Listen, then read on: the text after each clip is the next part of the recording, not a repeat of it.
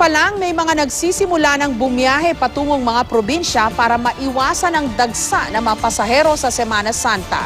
Ang ilang biyahe ng bus fully booked na hanggang Huwebes Santo. May report si Bernadette Reyes. Excited ang magkakaibigang ito sa kanilang Boracay trip. 4 na araw pa bago ang pagsisimula ng Holy Week. Pero mas gusto raw nilang pumunta sa beach ngayon pa lang para makaiwas sa dagsa ng mga tao. We are going there to have fun and to have a blast since it's Boracay.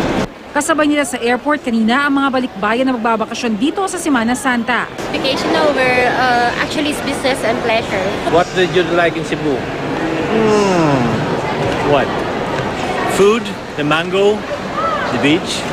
Noong nakaraang taon, umabot ng halos 300,000 ang pasahero sa NAIA sa Holy Week. Kadalasang sa Holy Wednesday pa raw tumataas ang volume ng mga pasahero sa paliparan. Pero sa Araneta Center Bus Terminal, nagsimula ng magdatingan ang mga pauwi ng probinsya. Fully booked na nga ang ilang biyahe ng bus mula March 19 hanggang 24. Isa sa pinakamabilis mapuno ang mga biyahe patungong Bicol. Pagtitiyak naman ng mga kumpanya ng bus, hindi sila magtataas ng pamasahe kahit maraming bumibiyahe. Hindi naman nagtaas, sinusunod lang namin yung taripa kung saan galing ng LTFRB, yung binibigyan ng LTFRB.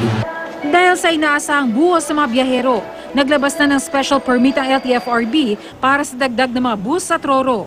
Pebrero pa raw sinimula ng application para rito.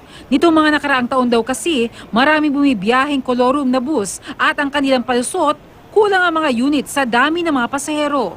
Paalala ng LTFRB, 1 milyong piso ang multa sa mga kolorum operators na babiyahe ng walang special permit. Nag-anunsyo naman ng DPWH sa isasagawang road reblocking sa weekend.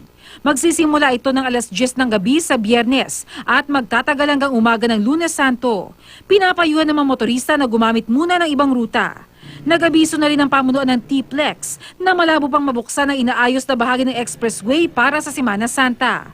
Posibleng sa Abril pa raw ito matapos, pero magagamit pa rin ng mga motorista ang iba pang bahagi ng T-Plex. Ngayon pa lang, nakahanda na ang Lakbay Alalay at iba't ibang organisasyon para sa inaasahang pagdagsa ng mga biyahero. Bernadette Reyes, GMA News.